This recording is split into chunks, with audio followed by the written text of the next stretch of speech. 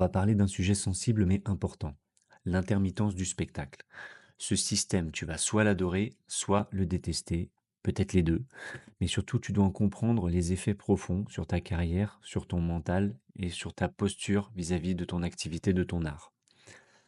Avant de critiquer ou d'aller plus loin, on va poser les bases. L'intermittence du spectacle, c'est un statut spécifique en France créé pour les artistes et techniciens du spectacle vivant, de l'audiovisuel ou du cinéma. Il repose sur un principe simple, tu travailles par mission, donc par période discontinue. Du coup, pour t'assurer un revenu régulier, l'État a mis en place un système d'indemnisation de chômage adapté. Concrètement, je te fais une synthèse brève. Tu dois justifier de 43 cachets ou jours de travail sur une période de 12 mois pour ouvrir tes droits. Ensuite, tu as des allocations qui seront calculées en fonction de tes revenus sur ces 43 cachets, le fameux taux journalier. Si tu les as, tu touches une allocation mensuelle, même si tu n'as pas de date ce mois-là, parce que tu es considéré comme un travailleur discontinu, mais actif. Ça, c'est la théorie. Mais dans la pratique, le système a dérivé.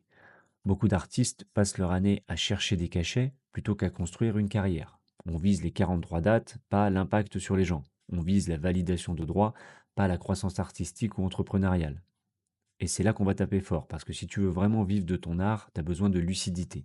Et la lucidité commence par cette question. Est-ce que ce système te sert?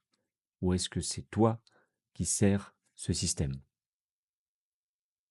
Les acteurs du spectacle, contrairement au régime classique, n'avaient pas de système de chômage. Donc l'intermittence a été conçue pour ça, pour t'aider à passer les creux entre deux contrats, ou si tu as des mois avec moins d'activité, mais pas pour devenir ton salaire principal, pas pour t'habituer à être payé sans jouer, pas pour faire de toi un intermittent à la place d'être un vrai artiste.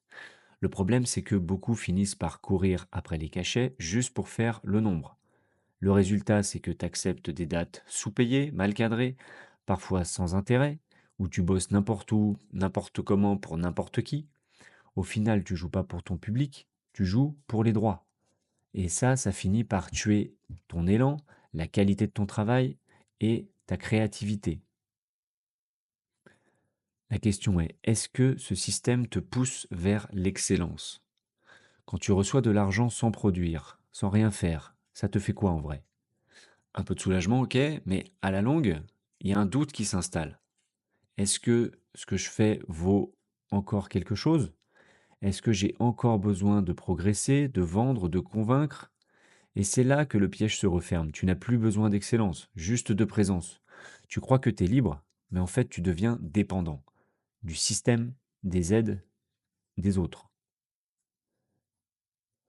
En vrai, pour te bouger, il n'y a rien de plus efficace que la simple nécessité, le simple besoin d'argent. La précarité peut te pousser à bosser dur. Je ne dis pas de refuser tout ce système, mais le mettre de côté dans ta tête. Pourquoi pas utiliser cet argent, si tu en as de temps en temps, et tu le mets de côté. Pour toi, ça ne fait pas partie de tes vrais revenus.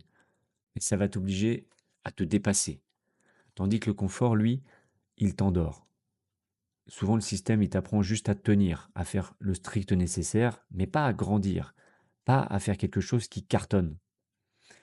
Est-ce que tu as déjà vu un sportif de haut niveau se contenter juste de tenir la saison? Tu prends un tennisman qui va faire du tennis toute l'année. Non, il vise la médaille, il vise les trophées, il vise gagner les tournois. Toi, qu'est-ce que tu vises? C'est une question à te poser. Qu'est-ce que tu vises? Est-ce que tu vises les 43 cachets ou de faire une œuvre, de créer quelque chose qui restera dans les mémoires, d'avoir une carrière et surtout un impact sur le monde? Quand les allocations chômage deviennent ta principale source de revenus, c'est plus un filet de sécurité. C'est là, tu vis dans le filet et tu n'oses plus en sortir. Tu vis dans la peur, dans l'attente, dans l'angoisse de perdre tes droits, dans la gestion du manque.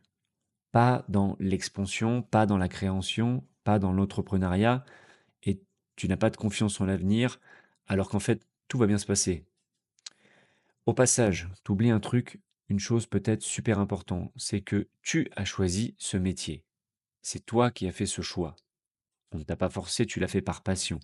La société, elle, ne t'a rien promis. Alors pourquoi ce serait à elle, à la société, de te subventionner à vie? Personne ne te doit rien. C'est pas à elle de pallier à tes envies personnelles.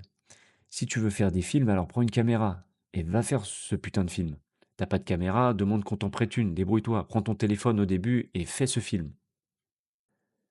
Certains employeurs dans le milieu du spectacle te payent au rabais en te promettant un nombre de dates et l'employeur sait pertinemment que cela va te permettre d'avoir accès à ces droits d'allocation.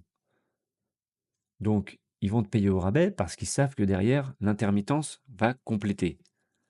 Au final, ça reste une subvention déguisée. Pas pour toi, mais pour eux. Tu bosses au prix cassé. Ton art, tes compétences sont dévalorisées. Tu crois que tu t'en sors, mais en vrai, tu nourris un système qui ne respecte pas ta valeur. Tous les intermittents ne sont pas logés à la même enseigne. Il y en a qui bossent 200 jours par an, d'autres qui en chient, qui galèrent pour faire les 43 cachets, certains même qui achètent des cachets parce qu'ils sont à 36, 37, il leur en faut 6 autres, donc ils achètent des cachets. Et cela, on met tout le monde dans la même case. Le résultat, frustration, comparaison, incompréhension, et il y a très peu de remise en question collective. En plus, tu peux perdre tes droits du jour au lendemain. Et là, tu n'as plus rien, parce que tu n'es pas prêt. Tu t'es pas préparé à ça. Si on montre aux jeunes que être artiste, c'est vivre des aides, on les trahit, on tue leur ambition et on leur ment. La question aussi, c'est qu'est-ce que tu veux? Est-ce que tu veux inspirer ou survivre? Tu veux incarner une voix ou attendre la validation de Pôle emploi, France Travail? Pose-toi cette question simple. Est-ce que je vis de mon art ou est-ce que je vis de l'assistance? Mon opinion personnelle, c'est que beaucoup de gens pensent que le CDI, c'est la sécurité. En effet, ça te permet d'acheter ta maison, d'avoir un crédit, c'est plus facile. Mais en fait, c'est une illusion. Un salarié en CDI dépend d'un seul employeur, un seul revenu. Il a tout au même endroit, sa mutuelle, etc. Donc, il suffit d'un seul choc et tout s'écroule. Il n'y a plus rien.